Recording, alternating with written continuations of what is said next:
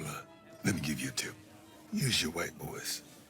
Man, I ain't got no white voice. Oh, come on, you know what I mean. You have a white voice in there. You can use it.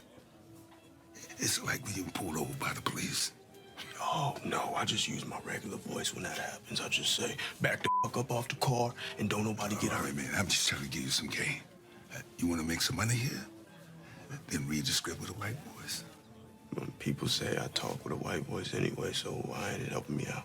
Well, you don't talk white enough. I'm not talking about Will Smith's wife. I'm talking about the real deal, like this young blood. Hey, Mr. Kramer. This is Langston from Regal View. I didn't catch you at the wrong time, did I?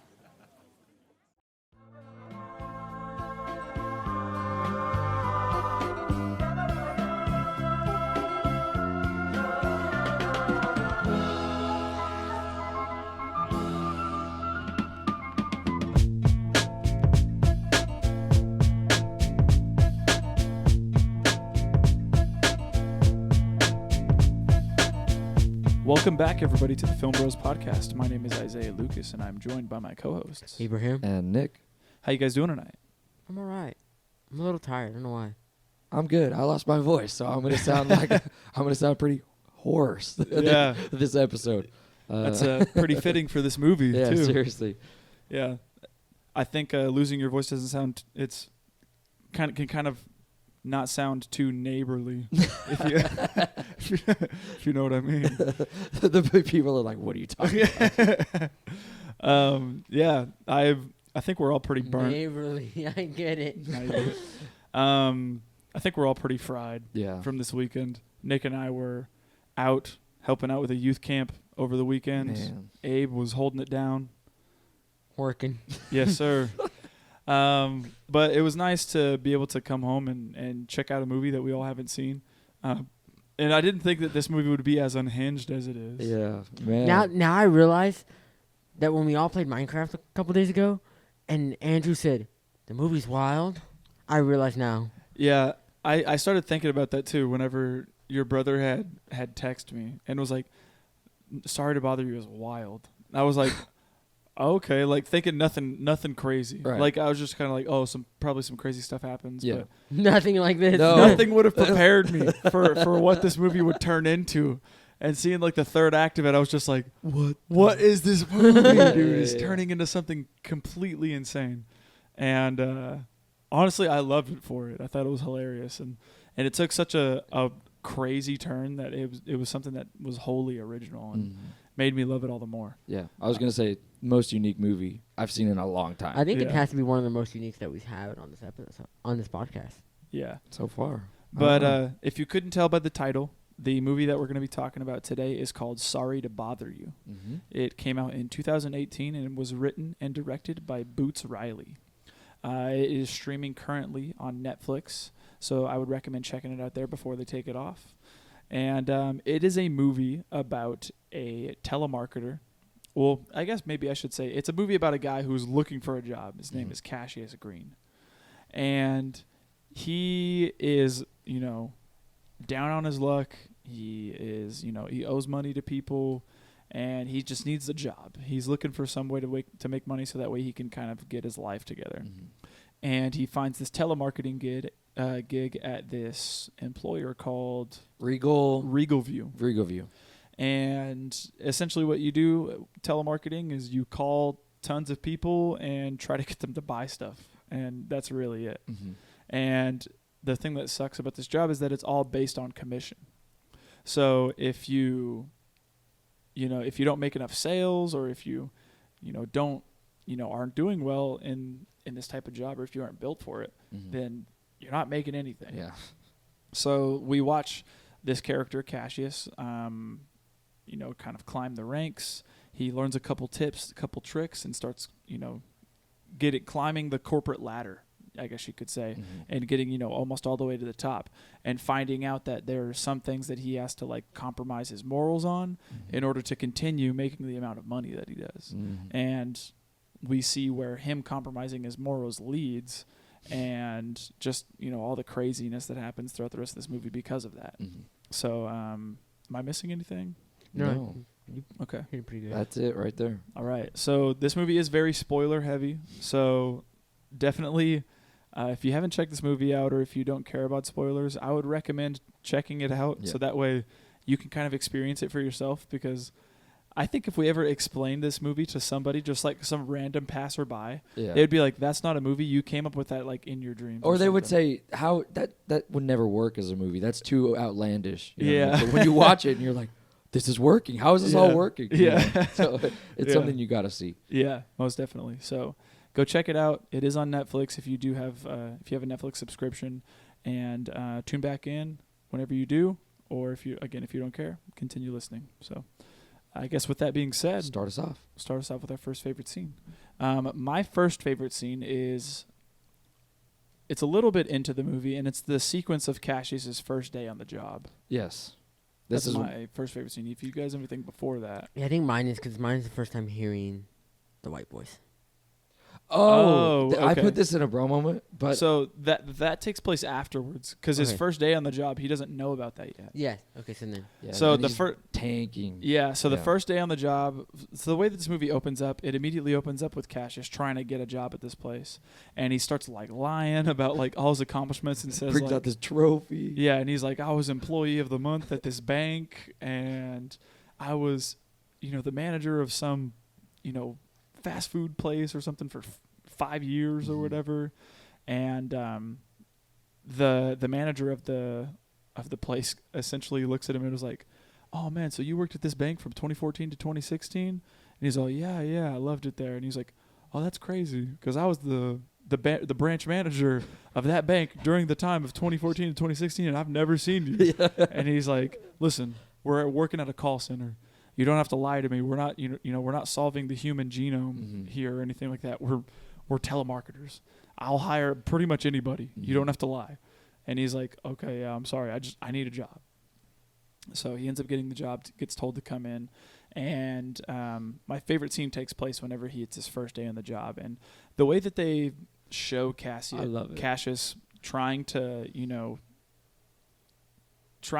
get calls and trying to get sales, he puts on his headset and starts to dial. And whenever he goes to dial, it's like his whole entire office setup gets plopped into whoever's home that he's calling into. So, it starts out, he gets plopped into this like old guy's home, and, he answers the phone. The guy's like, hello. And they're like face to face, kind of like Abraham and I are right now. And he's like, hey, Mr. So-and-so, this is Cassius Green from Regal View. Sorry to bother you. Just wanted to talk to you a little bit. And then, gets hung up on. And he's like, okay, let me try calling another person. Calls another one, and these people are straight up going at it. And he straight up sits, gets plopped down in front of them, and they're straight up, like we said, going at it. Homegirl answers the phone, and she's like, hello. He's like, hello, this is Cassius Green from Regal View. Is one, gets hung up on, and then, it happens to a couple other people. And I love whenever it happens to the woman. Yes. And, she answers the phone, and she's, gets plopped down, and he's talking to the lady. And, he's like, hey, this is Cassius with Regal View. I'm sorry to bother you. I don't want to talk, I kind of want to talk to you about this thing that you had bought in the past. It looks like, you could also probably benefit from buying this encyclopedia set or something. And she's like, no, I'm strapped for cash because my husband of like 40 years has stage 4 cancer and he's dying. He's 73. Yeah. And he's like, and he has to like think about the script. Okay, and one of the mottos of this place is stick to the script. And so he looks at the script, and one of the rules says like, turn anything into a sales pitch, essentially. And he's like, oh, well, book 5 of the encyclopedia set is all about your health and how you can try to maintain your own health for that. And she just kind of goes like, yeah, like crying. She's like crying. Yeah, like cries. She like hangs up on him, and I like that it kind of shows this like he's already having this issue with sticking to the script from the get go, and he's having a hard time trying to like not be relatable to people, because I feel like if you really want to try to make a sale, you'll do anything to try to make that person feel comfortable. Yeah, and one of the ways to not do that, especially to a grieving person, is to be like, oh, this person that you love so much is dying.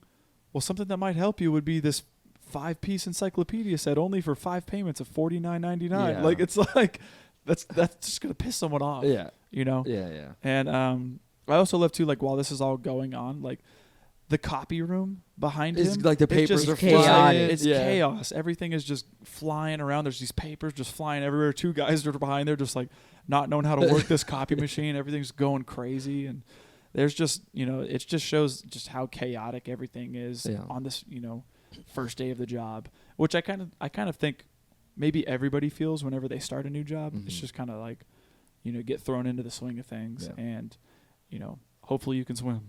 Yeah, seriously. So it's one of my favorite. It's my first favorite scene as well, just because it's so visually interesting, and it's a very like one of the most interesting ways to show two people on the phone is like, no, they're not really on the phone. They're talking to each other. Yeah. And I like that they kind of hold that through the entire movie. And it's also just kind of getting you set up for the theme, or like the tone of the movie, it being satire. Yeah. And it being like trying to deal with these really heavy issues, but in a very satirical way. Yeah. Like it even goes on to say, you know, he has a guy right next to him, and he hears his sales pitch, doesn't go through it. He laughs at him. He's like, dude, you freaking suck at this. You got to use your white voice. Yeah. And the dude is like, what are you talking about, white voice? And then he covers his nose, and he's like, what does he say? He's all, hi, my name is Cassius Green. Sorry to bother you. Yeah, and he's like, no, you don't know what you're talking about. And when he does it, dude, yeah, you immediately get the idea of like, okay, this is serious, but it's not too serious. Like they're trying to make us laugh here. Yeah. And I really appreciated that, how the different ways that they took that throughout this movie. Yeah. So comes up on your scene. Yeah, I just love it because you see it in the trailer, but then you see before how he was struggling to have the interaction with the customers that he's calling, and then finally he gets to use his white voice. Yeah. And immediately he gets a sale, and that's what leads into my next favorite scene. I'm just gonna clump them together because I think they're right next to each other. Is the whole sales when he finally makes the sales, and he just starts going crazy. That I want to say the district manager or whoever he is, the supervisor, The guy with the face tats. yeah, That fool. the guy with the face tats starts going crazy with him, and every time it's just a They're just going- montage. Yeah, and it's just a montage of him going, woo, yeah, like making a sale, Yeah. making a sale, making a sale. And I just loved it because it's chaotic, but it's a happy chaotic. Yeah. And that's something that I really enjoy. Yeah, because we're rooting for this guy. Yeah. I mean, the first time we see him, he's begging for a job, and now we see him finally, you know, making sales and making money. We're like, dude, heck yeah, that's awesome. I want to bring it back to the first time he uses the white voice in the bar. Oh. I didn't know what to expect. So whenever he like was about to toast, the music gets all like distorted and weird. And it's like lip syncing. He's lip syncing. You hear this random like white voice come out. Yeah. And he says this speech of, I don't even remember what the speech He was was. like, It we're going to ingest these toxins into our bodies. And it's like, it's like, it's like the most very sanitized, proper and it's proper white toned voice you could think of. It sounds the way white bread tastes. Seriously. Like, No seasoning, nothing. yeah, like there's no flavor, nothing. It's just plain. Yeah. You know, and And it's funny everyone's too. like, Everyone was like, "Why? "What How'd you the do that? Like, what did you just do?" And he's like, "Oh, I talked to this guy, and he said, you know, we gotta try. If you want to make sales, you gotta use your white voice and all this stuff." And his friend Salvador is kind of like, it was like, "Oh yeah, you do that a little too good," or something like that. And he was like, "Oh well, like, you know, I'm still black, right? Like it doesn't matter if I do it well or not. I'm still black." And he's like, "You're not black. You're like Lionel Richie black. Like you're not that black." Oh my gosh. And it's just funny, just his friends giving him crap. And then later on, whenever he actually uses, or I also like too, whenever Langston shows him what the white voice is and kind of explains it, and he's like, You have he's nowhere like- in the world. Like yeah, your bills are paid. exactly. And he's like, a white voice isn't like talking like nasally. It's it's like a demeanor, an attitude. You have you don't to really feel need like this money. Yeah, he's like you're just doing this like just to do it because you don't really need the money. Your bills are paid. You don't have a care in the world. When you get home, you're about to drive off in your Ferrari and go back home to the wife and kids. And he was like, it's one of my favorite quotes, I think, where he said, "Oh no, I didn't write it down actually," but Langston says something to the effect of, it's not what they actually sound like, it's what they think they should sound like, Mm-hmm.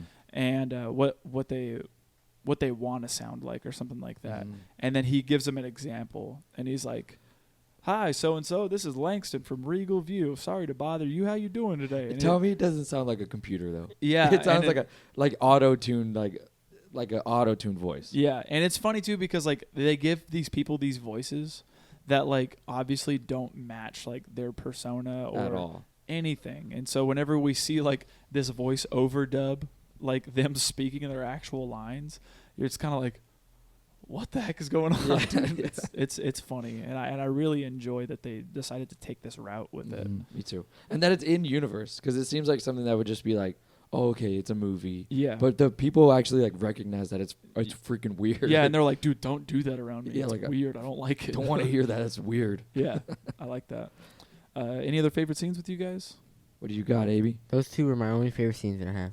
The rest of it's just I have a lot of bro moments. I do have a lot of bro moments here as well. My other favorite scene, and this is my only other one that I'd written down, was when everybody unionizes. Oh, okay. And This one's good. So Stephen Ewan is the unionizer, man. yeah, he is. Do you have anything before this? I do not know. Okay, so I like this scene.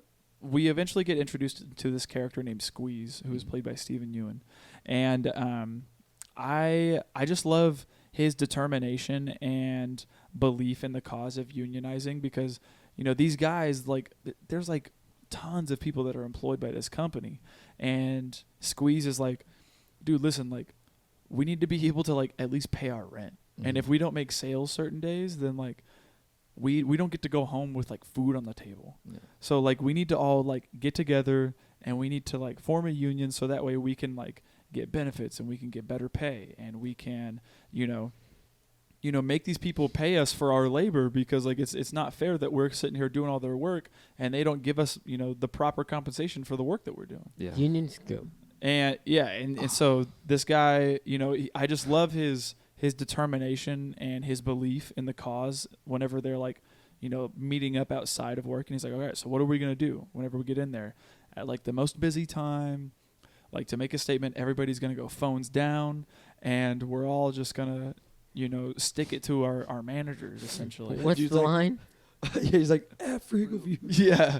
And he's No, like, what's the Nope, other one? The other one. yeah. Phones down. Yeah. Yeah, that He's one. like, I brought my weapons. Yeah. He's like, it's And not that serious, but yeah, and serious. I just love everybody standing together whenever it finally happens and Mhm. rebelling, but also seeing like Cassius's his reluctance to do so, because like he's the only one that's doing well Mhm. in it, and he's the only one that's like making money amongst them. So he is starting to see that like, hey, using this white voice thing, it's kind of working out for me, Mhm. and I'm making money doing it. Hey, that- Meanwhile, that all my only- friends, they're getting like the crap into the stick. Mhm. That only shows that they're not working hard enough, dude.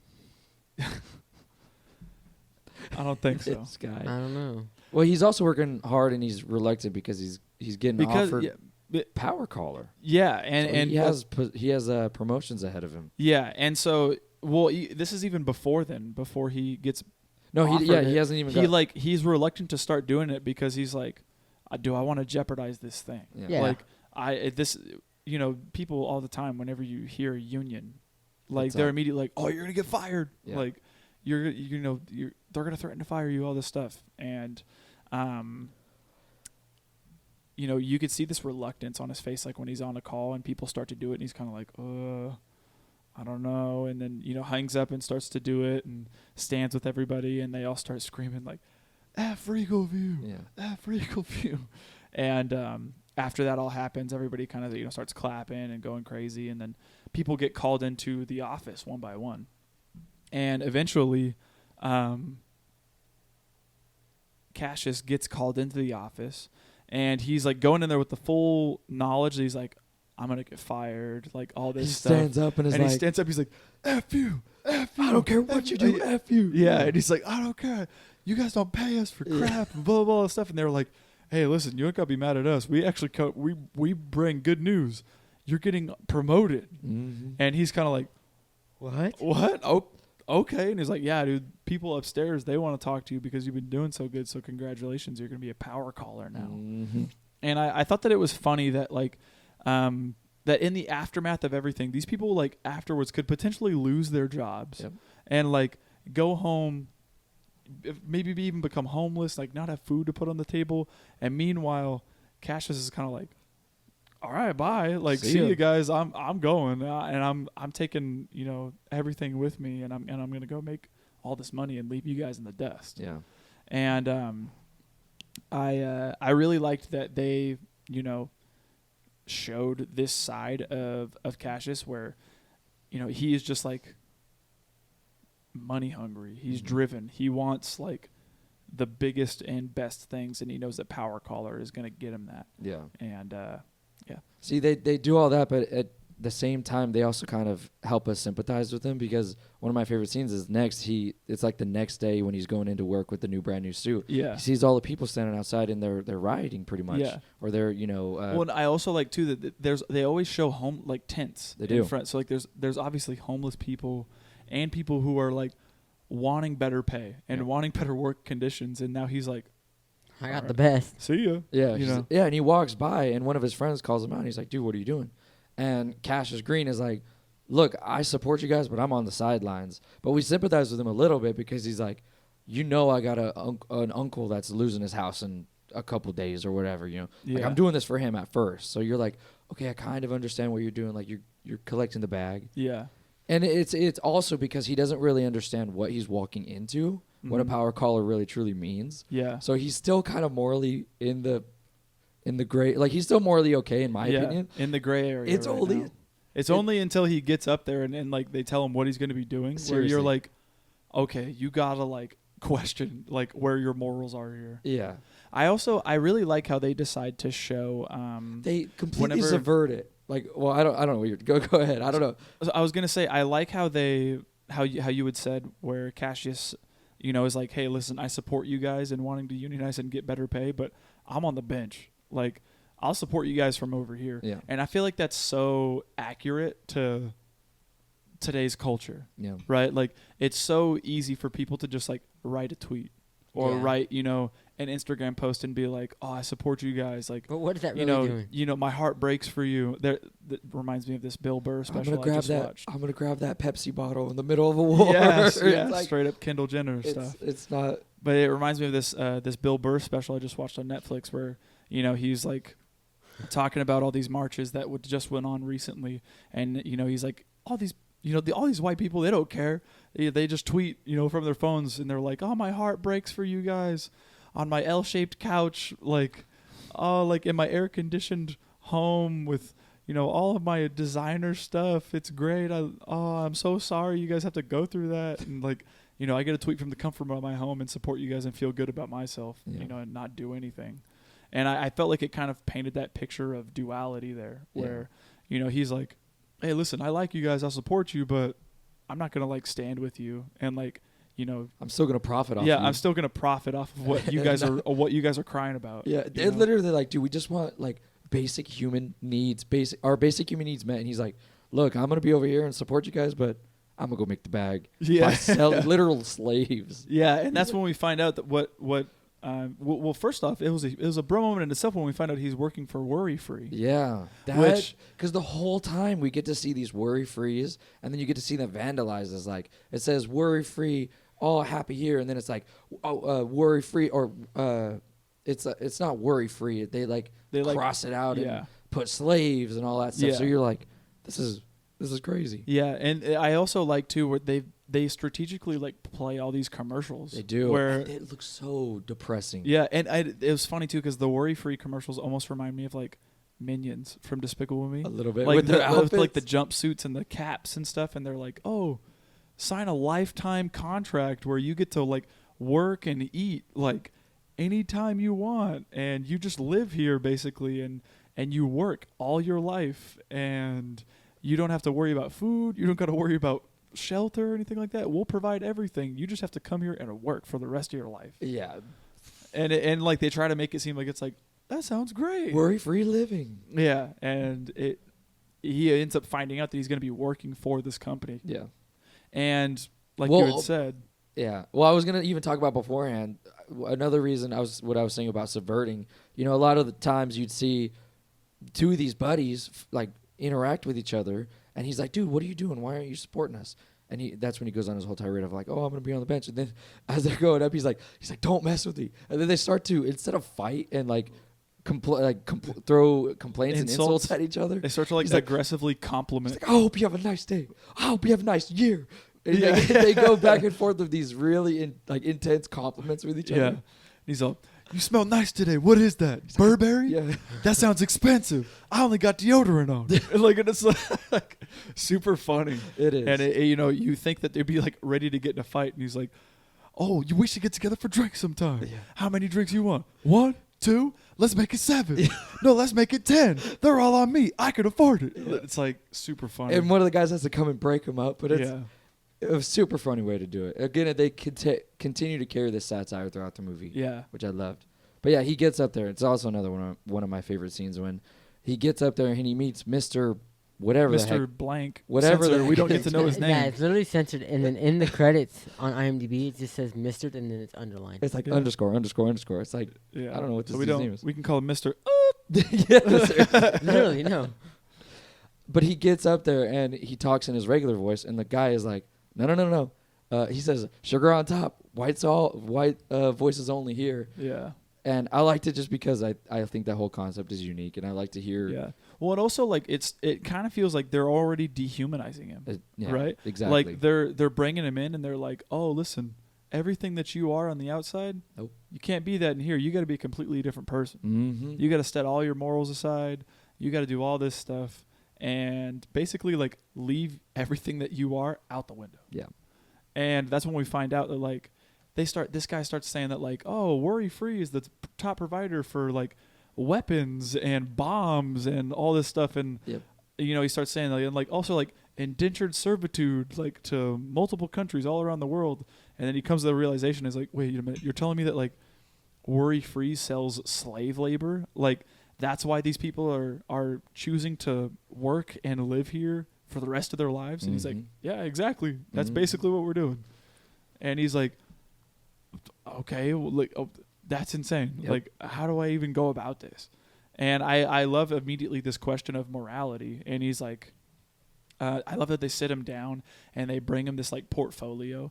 And he's like, look, this is what we're ready to offer you. And he puts it in front of him, and he looks at it, and he's like, he sees the money bags. He sees the money sign, and he's like, holy cow. And meanwhile, like, it shows these shots of Mr. Blank, in the background, and there's just like war footage happening in the background, like drone footage of like straight up buildings exploding and like rockets going off and all that stuff. And he's like, Worry Free is a great employer, and we're ready to serve you. We're willing to offer you this much money. And like all this stuff is going on behind him. Yeah. And he's just kind of like, okay, yeah, give me all this money.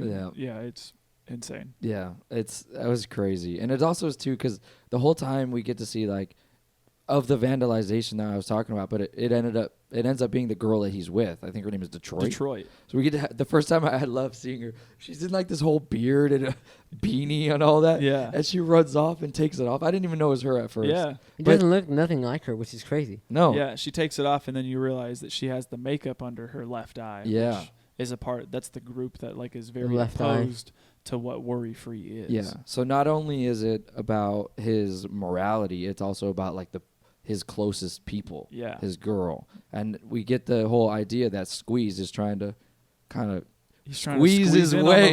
Squeeze in on the relationship. He's literally trying to squeeze his way in there.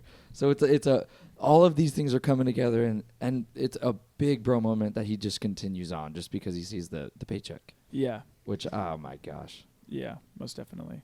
But all that after favorite, I don't know if you have any more favorite scenes. After that, I think because I after have that, it's nothing just bro moments. There's nothing. Yeah, I have nothing but bro moments. It's good bro moments, Well, but it's just like, there's no way I can mark them in the favorite scenes because of how crazy they are. Insane they are. I have two other ones, and they're quick. Okay. The first one is after he gets the job he accepts, he goes back home, and he's like kissing on his girl. But everything around him is like upgrading. Yes, Yeah, and we like were the there. bed folds out, the TV goes boom, and it's bigger now. It Like, looks so sick. I loved the way that they decided to show him like upgrading in life. Yeah, and I think they did that. It really did feel like a commercial. Yeah, And they tried to do it because it's like, oh look at what the wealth will bring you. yeah, It'll bring you all these great things. yeah, And all that stuff. So it's trying to get it to make it seem like, oh, this is like a commercial for high-end products. Yeah. And he ends up in this extra large bed with these white walls. Everything looks all, It feels like a commercial for like Rent-A-Center. Yeah. seriously. Seriously. Where it's like, you can own this for $32 a month, and it's like some 30-inch TV. Yeah. You know. No, and yeah, and like I said, like you said, it's just so unique how they showed it, and I can't think of another movie that's like that, that shows something like that. I don't even think it's like that, but the only one that is similar to that is in Fight Club when he goes around and he's like, Yeah, like naming all the prices of everything he got and from it's Ikea. okay. it's similar to that concept, but Yeah. the way that it's animated, it almost looks practical. Yeah. But I Yeah. don't think it is, right? No, I don't think so. But No. it's super cool the way that they show it. Yeah. And I loved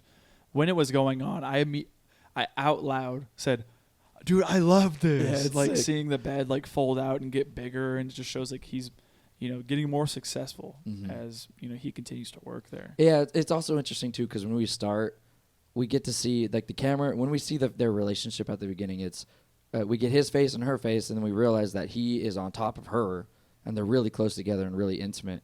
But as he's acquiring more wealth and doing all start to these moral separate. stuff, yeah, it ends that scene with them looking away from each other. Yeah. So it's not only showing like how the wealth is supposed to be bettering your life, but it's also separating him from his girl, the one that he Yeah. loves a lot. Exactly. So I don't know, just everything there. I was like, oh, this is incredible. Yeah, I really liked too. In the scene like afterwards when we see like he's in that nice apartment and like everything's all like pristine looking, all like all white walls and It's like modernized. yeah, it's like super modern looking, really cool, like super cool apartment. When they get up and they start talking with one another, and she's like, "Hey, listen, I can't be with you like anymore if this is where you're gonna stand on these issues Mhm. and all this stuff."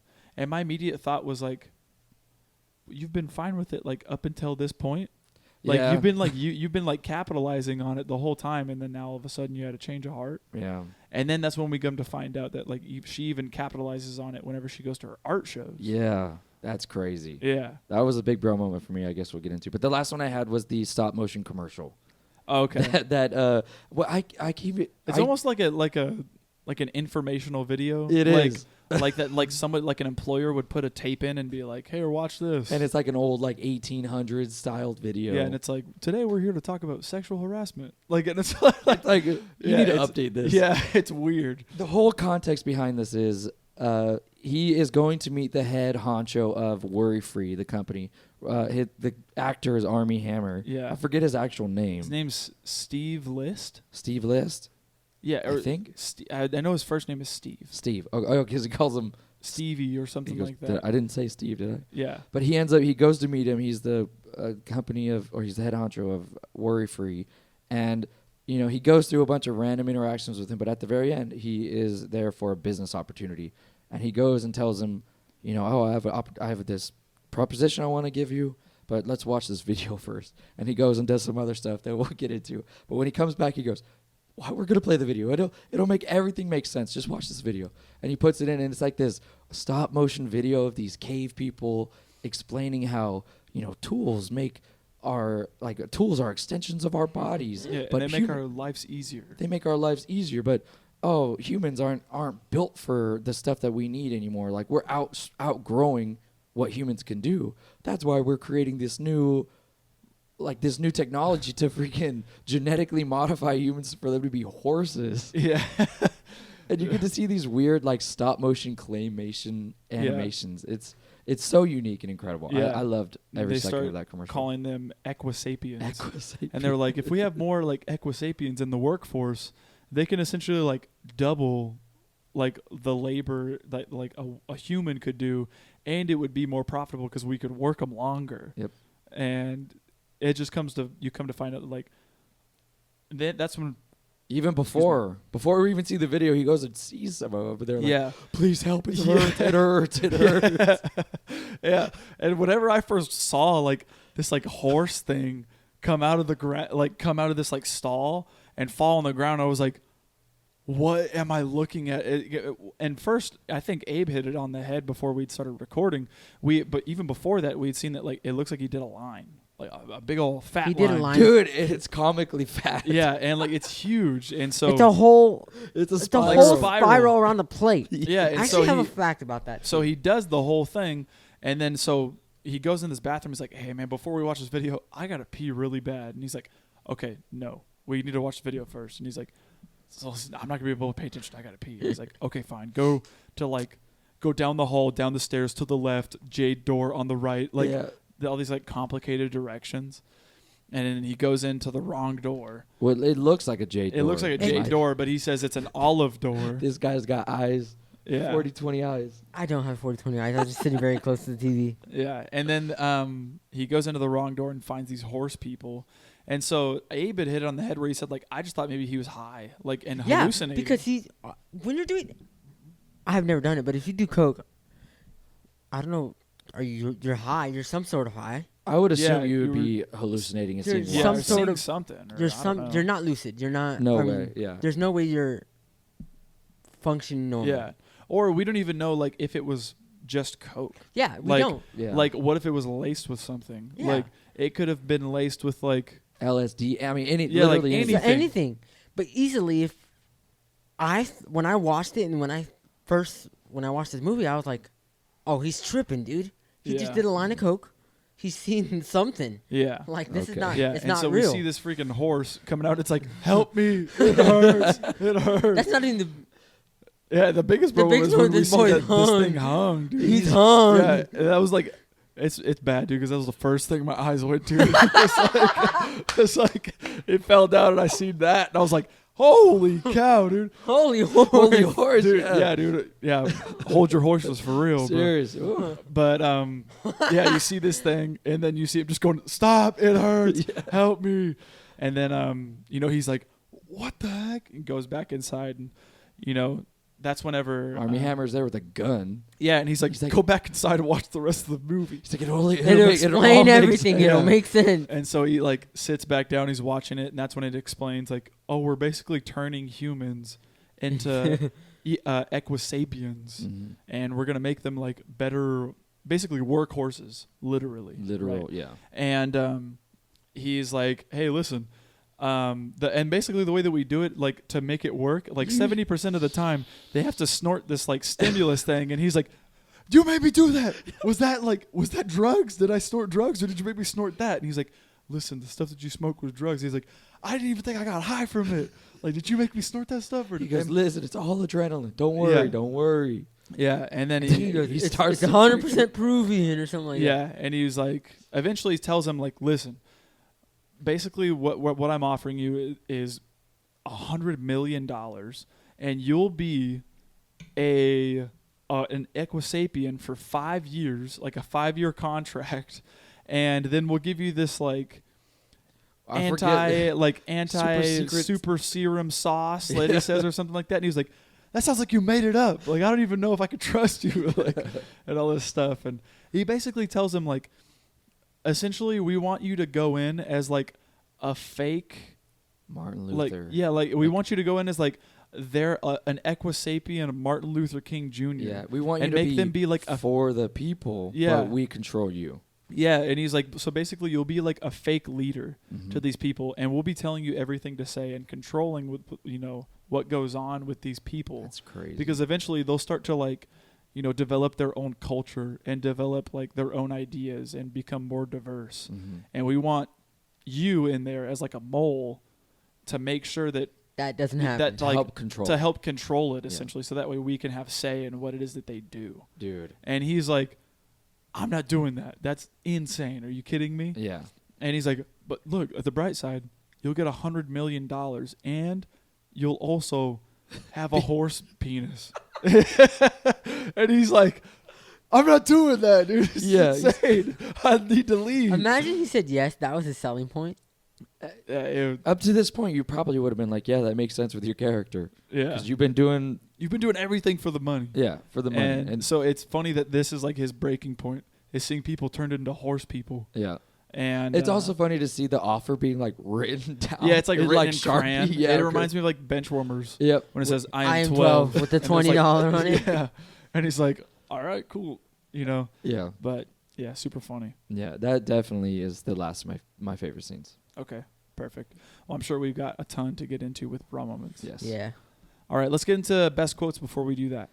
My first best quote that I have is an exchange from Cassius Green and Langston, and they're out, I believe, at a bar at this time. Cassius says, "You power callers, right?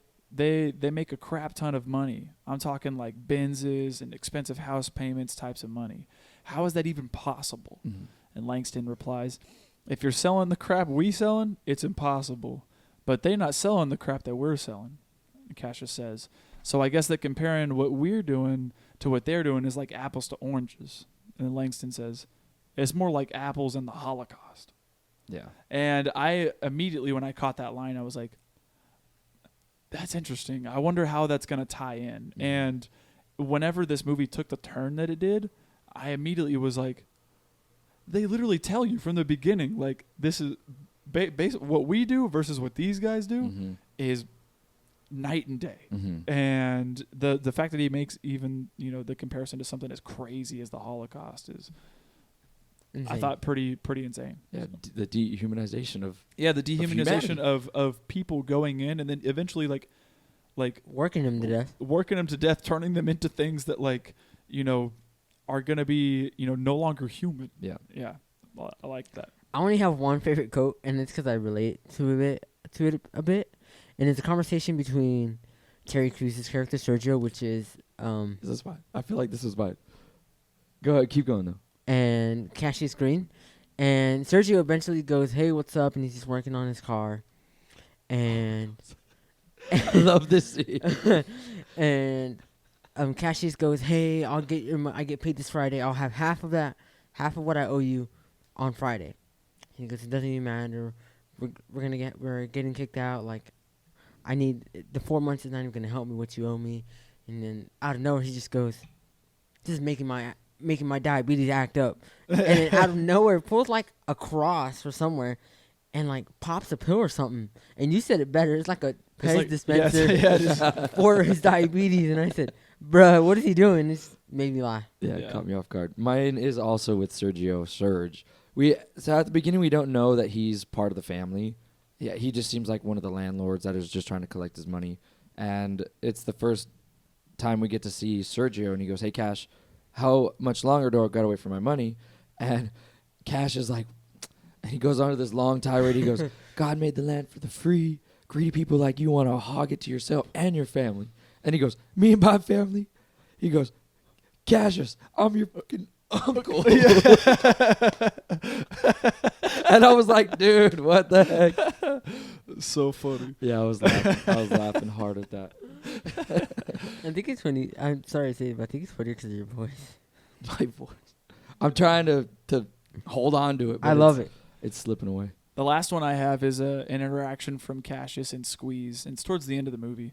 Cassius says, "I tried to change it. I tried to stop it, but it's just right in front of their faces. They're turning human beings into monstrosities, and nobody gives a crap." Mm-hmm. And Squeeze says, "Most people that saw you on that screen knew calling their congressman wasn't going to do crap. If you get shown a problem but have no idea how to control it, then you just decide to get used to the problem." Yeah. And I kind of feel like that's almost the way that people are handling COVID now. Mm. And like, there's obviously like an answer to like not getting COVID if you want to get vaccinated, but there are people who don't want to do that, and they have the right to do so. Mm. And so it's like, well, COVID's still a thing because people are just kind of like choosing to ignore it. Mm. And I mean that could also be applied to like so many things. Yeah, I was about to say I've seen it on a maybe a smaller scale with like global warming and the environment and all that stuff, Yeah. where it's like people are going out of their way to use like reusable cups and Like- What is no global straws warming? and all that stuff. And then you get to see like a company that's just dumping waste into the ocean. And you're just sitting there like, Yeah. like one person's gonna make a dent, so it's almost Yeah. like, well, I got to get used to that because I can't change that. Yeah. Like there's no amount of not using straws or reusing this hydro flask Yeah. that I could do to change all that waste. Yeah. So I've seen it in situations like that too. Yeah. It almost kind of feels like that mindset too, where it's Just like kind of like, oh, I'm gonna die anyway, yeah. and it's I like, say that all the time. and it's like, but what about your kids? Like, you're just making the future for your kids so much harder. Yeah. Like, but yeah. YOLO, dude. Any other best quotes? No. Nope, that's it for me. Okay. All right, let's get into some of the bro moments then. For sure. So my first immediate bro moment was when we find out that Cassius was immediately lying to apply for the job. Oh, dude, that's my first moment. I said, bruh, making fake things just to get hired. Yeah. Hey, it shows that And he's dedicated. yeah, and I liked that they decided to say the guy is like, well, the fact that you decided to make all this fake stuff to get hired shows me that one, you can read, and that two, you're dedicated. So guess what? You start tomorrow. It was like, are you kidding me? Yeah. This is the best like way to land a job ever. It was funny. My first bro moment is wiper duty. Yes, dude. I literally put down, bro, the wipers. Yeah, their car is so busted that the wipers don't work by themselves. That's my have car. They have to Yeah. put the strings on it and do Yeah, this number. they got to put their hands out and like pull it one way, pull it the other. That's literally my car. That's Yeah. Because I have crazy. my... forget about it. It was funny. The other one I have was whenever he gets to be a power caller. power caller, yes, and he's going up the elevator for the first time. Dude, Dude, this no, is so and funny. I said... the lady go. Yeah, and she types, dude. She's just going ding ding ding ding ding ding ding ding ding ding ding. And you think it's like when you think of a pen pad, you're like It's like 4 numbers. 1, max. 2, 3, 4. You know Yeah, what I mean? and you go up, but she's like ding ding ding ding ding ding, like typing in 20 digits. Yeah, and make it like and she's just kind of like, man, they make this thing so long, it's so secure up here, and you know, putting all this stuff in, and then meanwhile, like he's going up, there's like this like automated voice that's like, welcome, Mr. Green, you're gonna have a great day today. Think about all the things that you want in life, and like all this stuff, you know, telling him all these like sweet nothings almost. And it was an even bigger moment. I tie it in when we find out that Homeboy is now like he works for Worry Free, essentially selling slave labor to make all the money that he wants. Yep. Yeah. Yeah. My next bro moment is getting to see. So Detroit gives him an ultimatum, saying like, "Hey, if you go into work the next day and you cross that picket fence, we're done." Yeah. And it kind of transitions to him with the whole riot squad escorting him through the rioters and having to push people and get all that stuff. Then he gets hit with a Coke bottle. Yeah. And that thing sticks throughout the whole movie. Yeah. But it was a bro moment to have to see, you know, he chose the job. Yeah. And second, they have to like physically assault people to get to it. Yeah. Not What only is are they that- what is selling that- people, now they're having to assault people to get there. What does Yeah. the guard say? Like, He elbows says and... like elbows and buttholes up or something like that. Something like that. And he's just... Yeah. I don't know. My next bro moment, because we hit all mine so far, is the show. So, okay. The art show. The art show. I had put down seeing Detroit using the white voice, even though she's been like adamantly against Oh, it. say that. You can do that one first. So, Did for- you catch the subtitles? yes. It says in white voice. Yeah. Yes. And I was like, wait, what the heck? Because you don't really hear it that much at the beginning. Yeah. And then all of a sudden we get a glimpse of Detroit at this art show that she's been preparing for a long time. And all of a sudden she's got like a British accent. And she's like, see, I thought that the work that I wanted to do was blah, blah, blah, blah, blah. And it was like, wait a minute. She's been like adamantly against using this stuff the whole time. And now she's using it to sell her work. And it was immediate. I liked it the way that they decided to show like, I guess the duality of things, like especially when it's flipped, right? Or when you're trying to sell something, because Cassius is essentially doing the same thing that she's doing, but she's doing it like, or you know, it's kind of like that fallacy where you're like, you know, you can condemn somebody for doing something, but then you go and do it, and you're like, oh, it's not that bad, you know. Does that make sense? Yeah. No, yeah, yeah, it makes yeah. sense. It makes sense. Okay. Yeah, seeing her use the white voice, and then, you know, he confronts her on it and is like, what's all this? Like, you've given me so much crap for using that stuff. And she's like, I don't even want to talk about that right now. Why are you here? Like, all this stuff. Stick around for the show. I want you to see my performance art and all this stuff. And then seeing the performance art alone, which is insane. Take this away, AB. I don't remember exactly what she's reciting. She's reciting some part of a book. No, she's reciting some part of a movie from this movie called The Last Dragon, which is I remember my dad showing me this movie whenever I was younger, and it's like it's a kung fu movie, but it's with a black lead, and his name is Bruce Leroy. His name's not Bruce Lee, but he like is heavily influenced by Bruce Lee. so they call him Bruce Leroy. Mm. And like in the movie, he straight up catches a bullet with his teeth. Bruh. Yeah, it's wild. It's the 80s. Yeah. But So yeah. she's reciting this, and then before she recites this, she goes, "There's buckets with balloons filled of sheep's blood. There's used gun casings, and I think it phones. Was, yeah, phones. phones, Like and Nokias. yeah, like bricks, dude." I know She the goes- first one that hits her. Yeah. And then she goes, "While I'm saying this, you are more than welcome to throw these at me," and blah blah blah. Yeah. And then at first 5 seconds, nobody's throwing anything, and then she starts getting into it, like putting her whole heart and soul in this. And out of nowhere, you just see a phone just Fly through fly and and hit her in the head, and then it just keeps on going and going and going. Yeah. And I'm just like, bro, you're just letting yourself get wrecked. You're letting Yeah. yourself get hurt. I think that it's shown to kind of like what I immediately thought was to like kind of poke fun at like the pretentiousness of what like performance art can be sometimes. Because like sometimes I've seen performance art where they're like, I'm gonna lock myself in a jail cell for 60 days to show the corruption of the prison system. 60 days in. Yeah, and it's like, but like the prison, the cell that he locks himself into is just like, it's just him in the cell. There's no guards. There's no other people. Like it's just him just sitting there, you know. Yeah. Or like I've seen other performance art in a college class I did where like some performance artists will like go to some place and they'll just sit there and just stare at people, and like people will go there and start crying. Like they'll sit there and just like stare at somebody like I am at Abraham, and then the other person will just be like start like sobbing. Does performance art count? Because I remember in high school people would just dance on desk. Or During the rallies. or you like, you know what like performance art would be considered? You know that video of that guy on YouTube where he comes out with the crutches and he's got that long metal pole and he starts going And he's going, ring, ding, ding. Yeah, yeah, yeah. And oh, what's That? I know exactly what you're talking about. That's considered performance art. And so like when I see stuff like that, and then I see like the absurd. Like So Obey the absurd- Walrus would be kind performance of, art. kind of, yeah.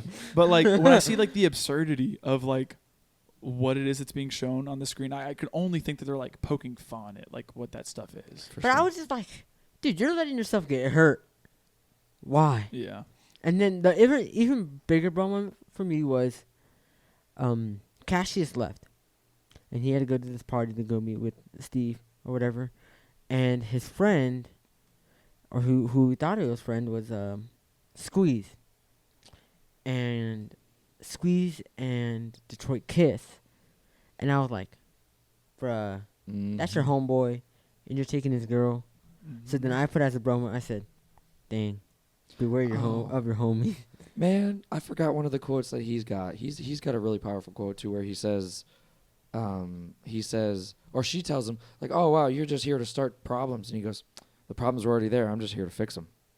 I was like, "Oh shoot, That was fire. yes, fire." But that whole sequence is a bro moment. I think. Yes, okay. Okay. My next bro moment is when Cassius was forced to rap. Dude, I said no. My exact words on my notes is, "Bro, what is this movie? Specifically, the rap." Yeah. That's the most embarrassing part for me. Yeah. Like I got secondhand embarrassment. I was like, dude, yeah, I started laughing. I don't know if you heard me Listen. laughing. listen. no, I haven't heard it. When I got to this part, so first off, it immediately felt like that. I felt so embarrassed for Cassius, but also it felt like these people had like no self-awareness, and No. obviously that's what they're going for with the satire and Yeah. everything. But it's a room full of white people and two black guys. One of them's on the side with the white people, and then they're making Cassius basically like perform Yeah. for him, and they're like, "Oh, Cassius, tell us about one of the times where you've like popped a cap in somebody," and he's like, he's like, and he's like, "I've never done that before," and they're like, "Oh, take off the white voice. I want to hear what you really sound like." Yeah, they now." straight up say, we know you're from Oakland. Yeah, and he's like, "We know you're from Oakland. You got to have a story where you've popped a cap in somebody," and he's like, "No, I've never popped a cap in anybody or anything like that," and he's like, "Oh, well, you have to rap then." And it's like, dude, you're stereotyping this guy so And he's hard. like, I don't. And he's like, I don't do that. He's like, I'm I really like, good at listening. Yeah, he's but like, I like rap. Like I listen to it, but I can't do it. Like there's no way I can do it. And they're like, oh, come on, you could do it. and everyone straight up goes, rap, rap, Yeah. rap. And I start peer pressuring him. Of course, yeah. And then the thing was like, I was thinking maybe like they would just make him like, like spit Cover a like, song. Yeah, like do no, a s- like spit a couple bars like in front of everybody where they were at. No, They get a microphone and like they put on a beat and they make him stand on these stairs in front of everybody and make him perform. And the I beat's do. not even that good. Either. Yeah, and he just starts Beat going. sucked. And he starts going, "My name is Cash. I like to smash." Yeah. Like, and he's like, just it's bad, right? It's And he's horrible. like, obviously, I can't do this. This is not good. And everyone is like standing there, like a stiff breeze could like knock him knock over. him over. Yeah. And they're just sitting there, just staring at this guy with like blank faces. And you get this like look of realization He's like, oh, I know. where what he they was want. like, I know what these guys want, and I know what they want me to say. And he starts spouting the N-word and starts saying, N-word stuff. It's N-word stuff. And they start going, woo! And they recite it back. They start repeating it and like echoing him and doing all that stuff. And I tell you, dude, when my jaw dropped, when I heard him say it, and then I heard him start repeating it, I was like, and I straight up covered my mouth. I was like, I can't believe this, dude. Yeah.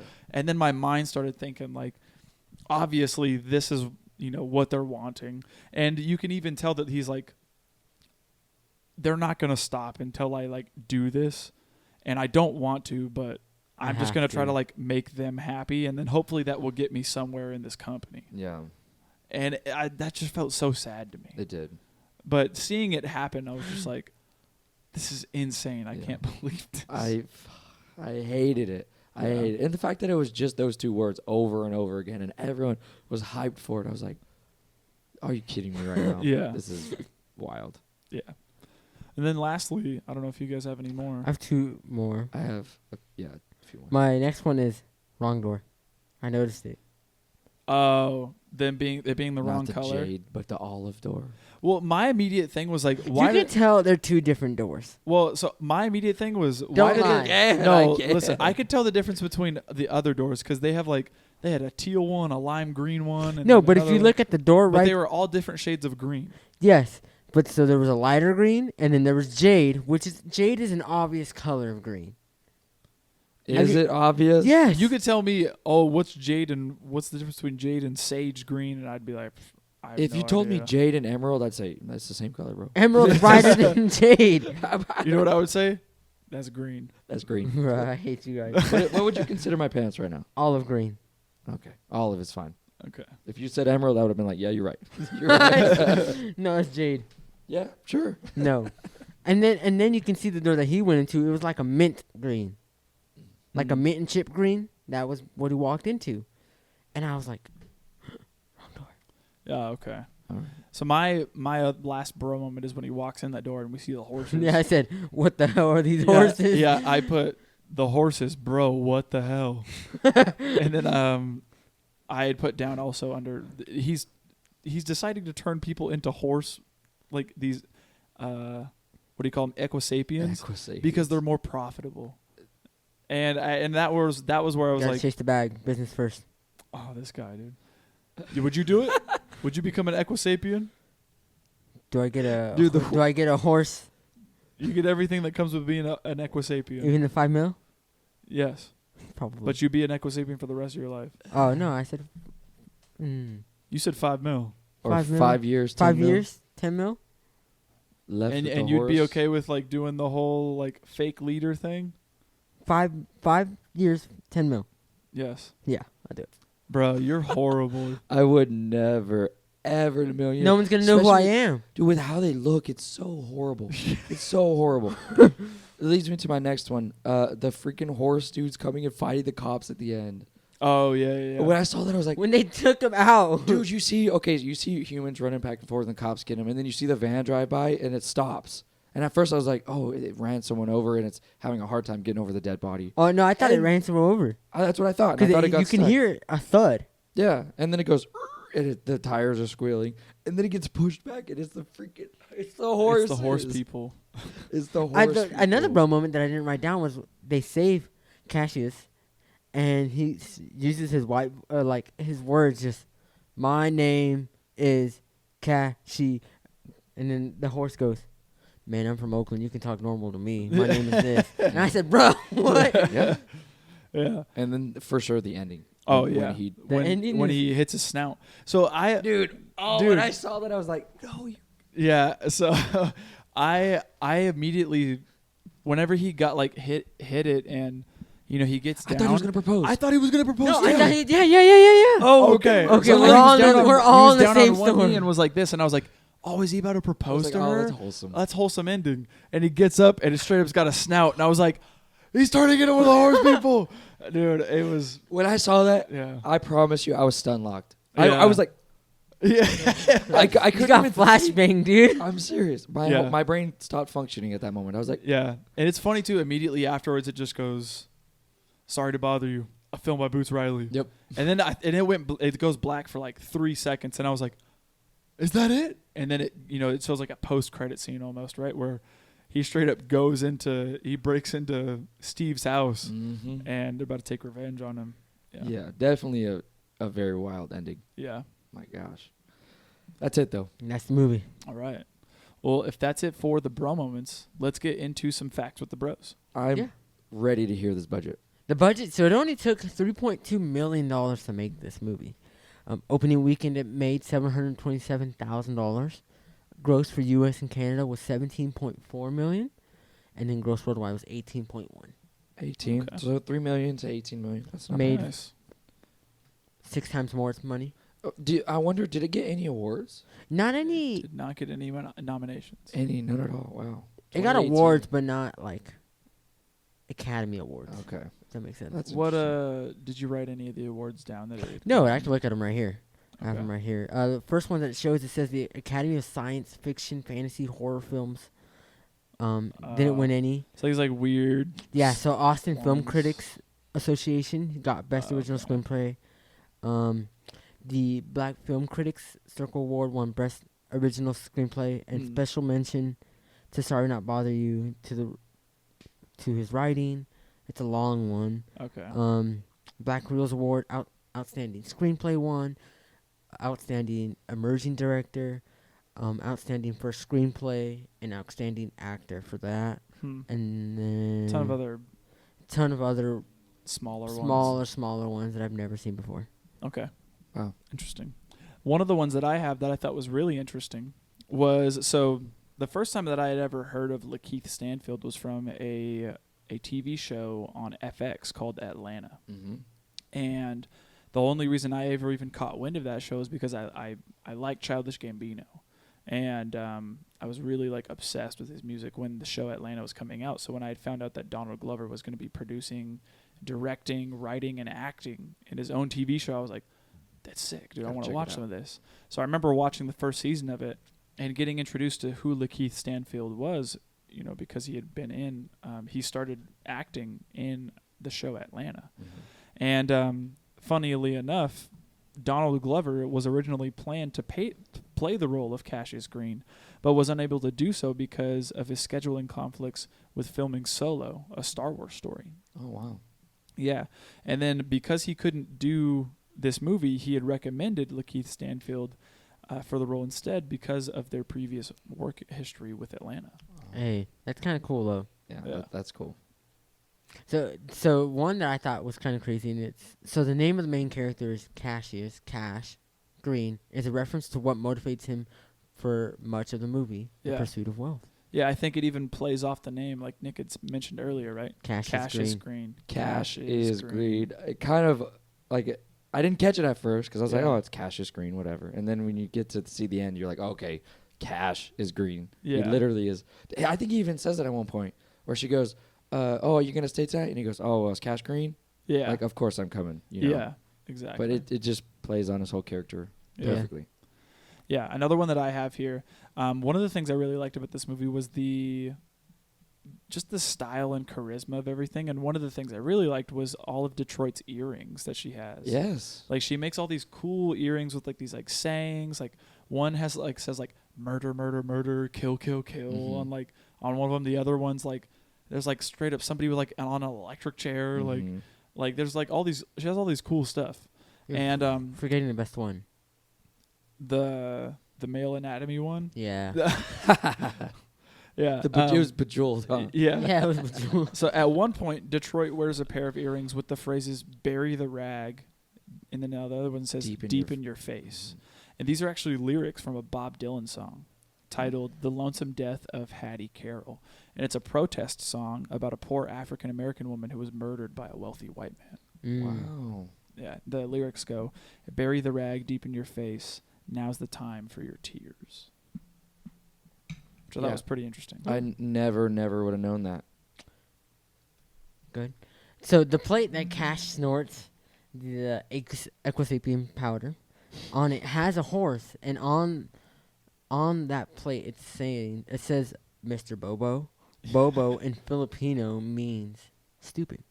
Oh, does it? Yes. That's pretty funny. So I thought it was crazy. I read it and I was like, bro, that's smart. Like, he's so dumb. Like, he's literally telling you about this thing that turns you into a horse and you just snorted it. Yeah. That's funny. Speaking of equisapiens, they were achieved mostly through practical effects, which I loved. I love that. I love when a movie goes out of its way to do stuff practically rather than with Practically CGI. means like makeup and stuff, right? Yeah, makeup, animatronics, like stuff like that. They go the extra mile to make stuff like Look real. Yeah. You I was know, just making like- sure I knew what it was. Yeah, rather than taking the easy way out some of the time and paying somebody to do CGI. Yeah. Mhm. You know. It's by the company Amalgamated Dynamics, who are known for the suits for Alien and Predator movies. That's awesome. Which, perfect prosthetics. All right. Last one I have is in regards to the director and writer, Boots Riley. He's actually was the lead vocalist for this hip-hop group called The Coup. And he had made this album called Sorry to Bother You in 2012, which he then used in this movie, meaning that he effectively had made the soundtrack 7 years before the film was even made. Wow. That's insane. I love the soundtrack. Yeah. Soundtrack Yeah. is It's a so good one. sick. Yeah. The last one that I have that I noticed and I always thought it was just a cool plug-in. So the beer that Cassius and Detroit bring into the room during the post-promotion scene is actually Lagunitas Pale Ale. Yeah. And I was just like, wait, I know that sign. Yeah. I was like, oh, that's cool. That's cool. Any other things? That's all I got. All right. What didn't work in this movie for you guys? I don't have. I have one little one, and I mentioned it to you, and you kind of reassured me about it, but I still am iffy about it. There was times where I felt a little uncomfortable watching this movie because of the satire. Okay. And I know it's part of the movie, which is totally fine, but it's just how I felt at the time. So I'm still trying to Yeah. be okay with it, if that makes sense. And I think that because you were made uncomfortable, I think that the satire is doing its job effectively. Yeah. Because satire is I had said when I had mentioned it to you beforehand, satire is making a big comparison or making fun of something so that way you can see the irony behind something. Yeah. Or the bigger picture as to okay, why are we doing something why are we doing things this way if this is obviously how things go all the time. Yeah. And the fact that satire does make people uncomfortable because it gets you to think about stuff and it makes you oh man, this stuff actually does happen, and they're just tackling it through a more comedic way. Yeah. And I don't know, there's always something about satire that I really enjoy. I'm reading through American Psycho right now, and the first time I had ever even watched that movie, it never dawned on me that this was a satire or a black comedy, I guess you could call it, right? A dark comedy, right? And the first time I watched it, I was just like, what is this movie? I have no idea what's going on. But once I had finally started to understand what satire is, and even listening to some of the bands that I really like the 1975, they write with a lot of satire in their lyrics.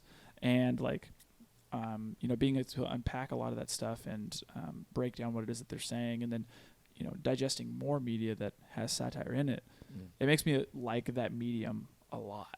And I think that that's of the reasons Yeah. why I really enjoyed this movie. And when you explained it to me more, I understood it more. So that's why I said it's very minimal or very small Okay. thing that didn't work for me. Yeah. Because now I understand what they were trying to get to. Okay.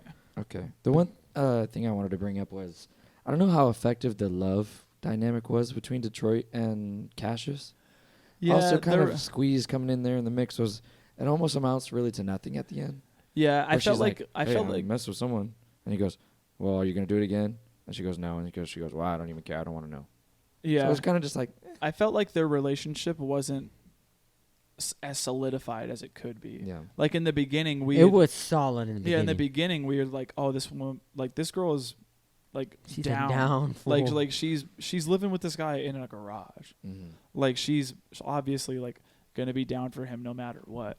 And like whenever it comes to like him, progressing in life, she's kind of just like, I don't, regardless of all the stuff that we've been through, you don't believe what I believe now. So guess what? I'm gonna leave you, and I'm gonna mess with this guy. And whenever Who we you do, introduced me to. yeah, and then whenever we do get back together, I'm gonna tell you, we can't be back together. Yeah, It was just kind of, Yeah. The relationship does feel a little weird, I will Yeah. say. And then as much as I was stunned by the the true end, I don't know if I needed it. Him turning into a horse and going to Army Hammer's house and like breaking in. Yeah. I don't know if I needed like that crazy of an ending. Yeah. It just was like part of the most unhinged part. I was like, Would you say that's the ending though? of him, him I turning don't think into- that. To me, that's not the ending. That's just like a post credit. But it's like 3 seconds of black screen. Yeah. It just says, "Sorry to bother you," and then it goes into that. Yeah. That's not like a Marvel movie where you have to wait to the very end of the credits. Yeah. Yeah, but I don't know. get what you're saying. No, I get what you're saying. So I was kind of a little bit thrown back by that, or I questioned it a little bit. Okay. But yeah, as far as what didn't work, man, I can't think of anything else. Okay. Same here. What did work in this movie for you guys? Off the rip, from the first thing that I loved was the editing and it's something that I don't usually talk about is the way that things were shot. Okay. And specifically the scene that you brought up is when everything is flipping inside and out and Yeah. expanding. I've never seen something work like that, and I loved it. Yeah. I brought it up to you when we went to go get dinner. I was like, dude, that's one of my favorite scenes just to even look at because it's so cool how they did it. Yeah. The effects of everything and Yeah. how they just the originality behind all of it is just so cool. Yeah. I think that's something that really works for me too, is that this movie just feels the style and the charisma that this movie has feels like its own thing. It feels so original, and when I watched this movie, I immediately thought about how many times I hear people say like, "Oh, they're redoing this movie. Oh, Hollywood just has no more original ideas." Yep. And then I watch a movie like this, and I'm like, What are you saying? No what do you original mean? ideas? Like there's so many new great original movies that are coming out, but whenever you guys, you either don't know about them or you watch them and you're like, that was stupid, you Yeah. know? And I'm like, you can't. What do you want? You can't have both. Yeah. Do you want Jaws 15 or do you want a brand new movie with an original idea? Yeah. Like you can't have one or the other, Yeah. So The tone here is incredible. I just think the satire really works here. Yeah. It kind of it opens up an environment where it's like you can talk about these insanely heated topics of race and of capitalism and of all of these Marxist ideas and all that stuff of this movie, and usually it's kind of like a taboo to poke fun at that. Yeah. Because you're like, no, you should be serious. This is a human's life at stake and all that stuff. Yeah. But this movie is like, it's creating that environment of saying like, well, I'm never gonna joke around like this, but it shows that you can and you can have fun with it while still being serious and still tackling ideas and still getting the audience to think. Yeah. Which I think it's really unique, and it's a balancing act. Yeah. Because you don't want to be too overtly like Preachy. but you also don't want to be too like comical. You kind of still want to have a guide Yeah. to bring you through it. Yeah, I have to say too, kind of piggyback off you, Nick. I love the social commentary that's presented in the movie through the lens of satire. Yeah. And like the way that like it shows that like, oh, the most popular TV show in America is a show where people just willingly inflict violence on one another and like get hit with stuff. Yeah. And like I think about, all the violence that goes on in our world today and how commonplace it is, and like how many school shootings happened just this year alone, and people aren't even affected by them anymore. Meanwhile, when Columbine had happened, that was like earth shattering for some people, and now they've become so commonplace where people just go like, oh man, another one, oh that's crazy, Yeah. I hope it doesn't happen to my kids, and it's kind of insane that we've even gotten like that.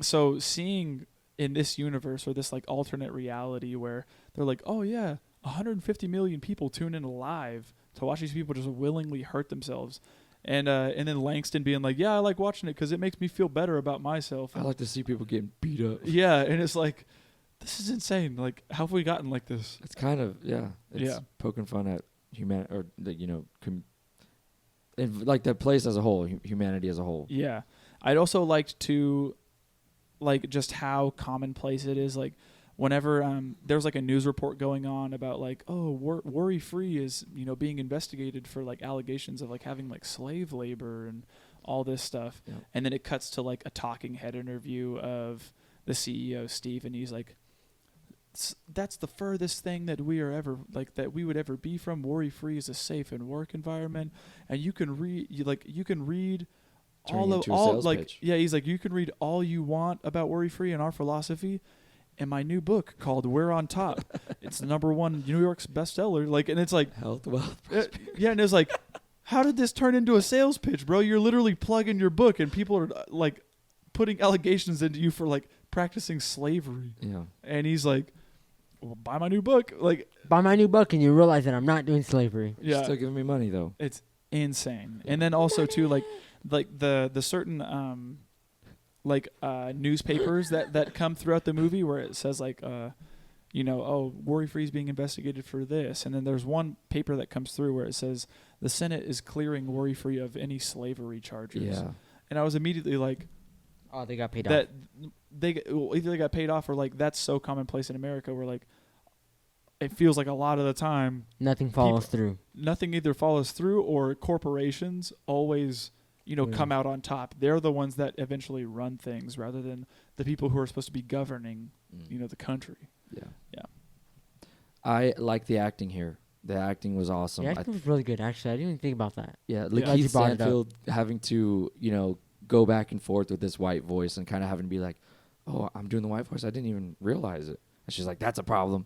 I liked seeing his conflict between the movie, and I just think he kills all of his roles. Yeah, I really like Lakeith Stanfield, and I also have to say I really liked Tessa Thompson Yeah. in this as well. I think she really did a good job with her role. Mm-hmm. I also really liked Stephen Ewan in it as well. Like I think everybody kind of kills the role. Armie Hammer plays his role a little too well. A little too close to home, huh? Yeah, yeah, most definitely. Lastly, I'll say I think that the writing in this is great. I think we've kind of already hit on the satire side of things, so I guess that kind of does tie in with the writing. But ultimately, I think that this movie does have really good writing, and I think that's all I have to say about that. One last thing I'll say is I think a rewatch with this would be really awesome. Oh, yeah. I think kind of seeing a lot more, rather than being stun locked the entire time, you really can dive in and see the inner workings. Like, because I wasn't really at the beginning knowing what the movie was trying to say, and I was like, what is this? What is this whole thing about people living with their jobs? Like, it was a weird concept to understand, but I think a second watch would be awesome. Yeah, I have to say I was gonna forget, but now I remembered.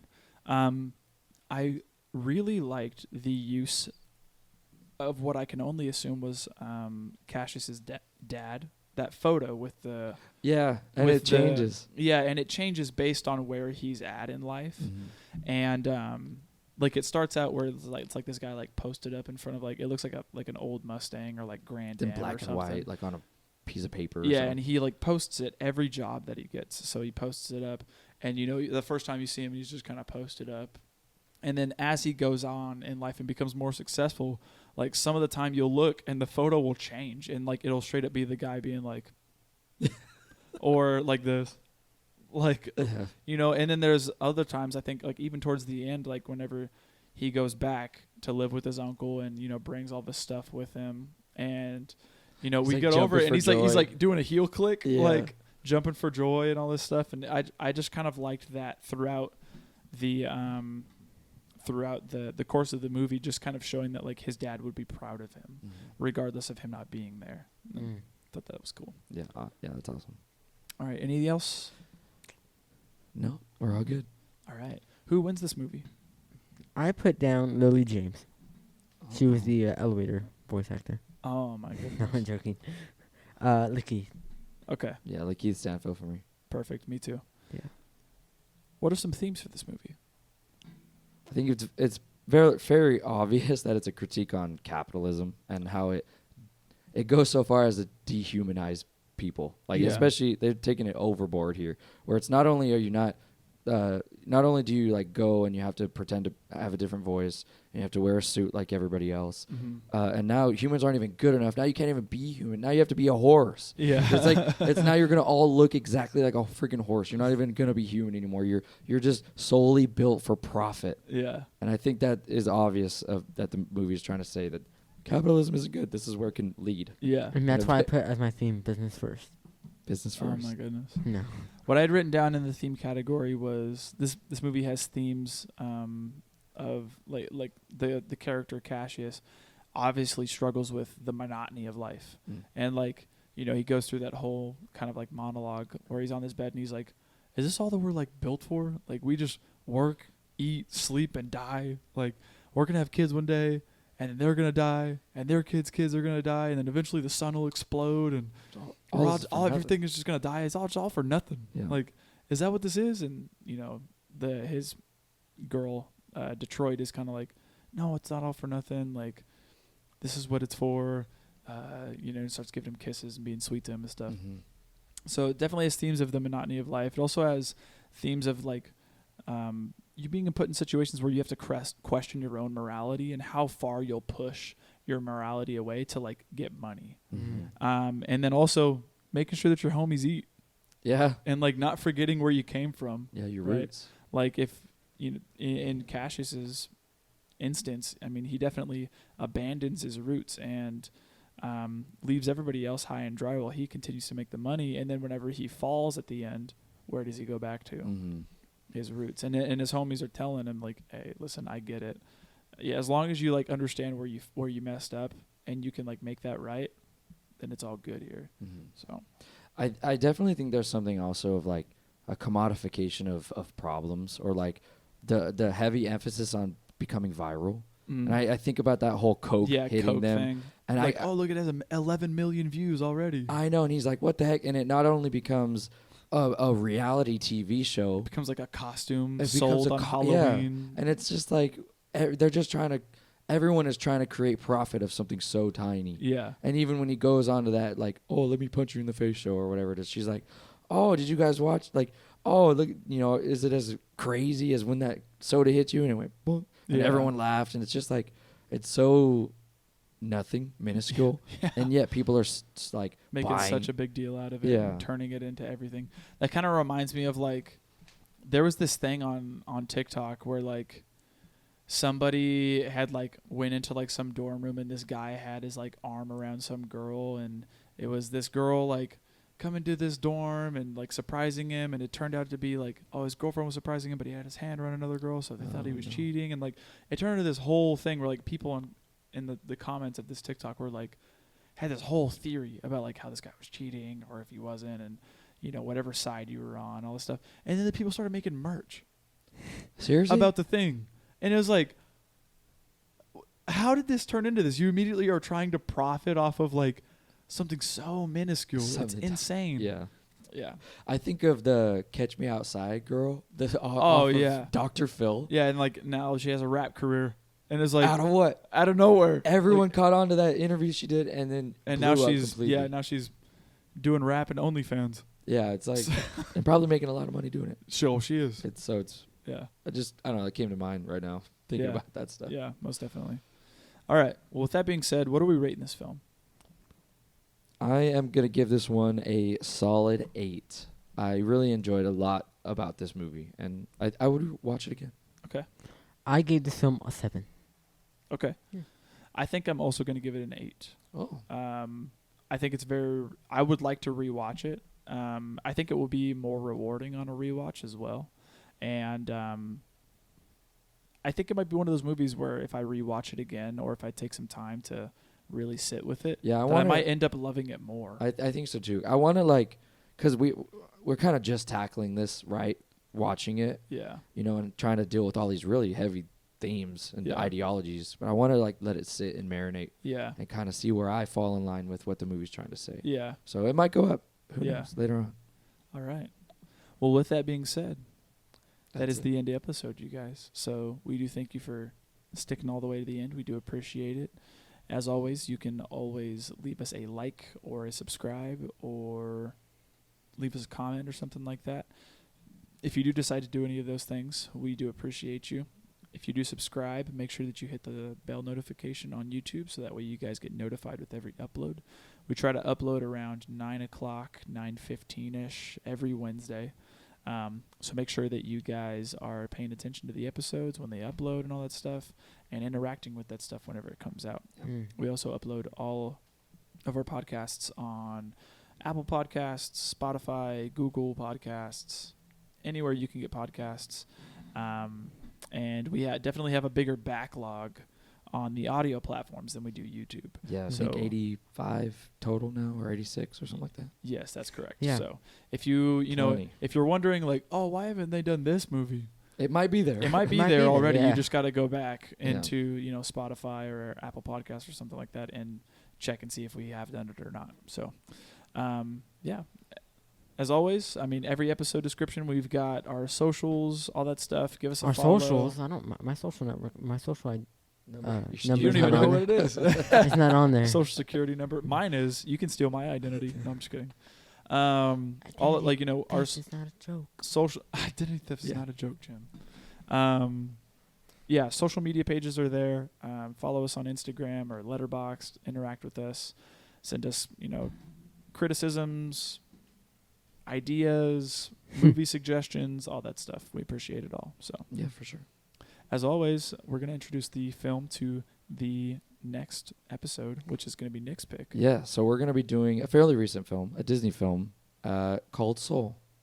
This film I've watched once. I think it came out in Christmas, 2020. I think wasn't it Christmas? I don't know. I've never seen it. Have you seen it, Isaiah? I've seen, I think, half of it. Because Okay. my niece and nephew were wanting to watch it because it's like the newest thing at the time. Okay. I enjoyed it. I think it's a really interesting take on like your passions and how your passions kind of define who you are, or how they shouldn't, and how you should kind of like change your perspective on how your passions should run your life. I think it's really interesting. There is a little bit of controversy around it, a little bit that we can talk more about. But yeah, I think it's streaming on Disney Plus, Okay. like all Disney films are, and yeah, go there if you want to watch it. Good. All right. So tune in with us next week to hear what we think about the movie Soul. As always, this has been the Film Bros Podcast. Thank you, and good night. Good night. Good night.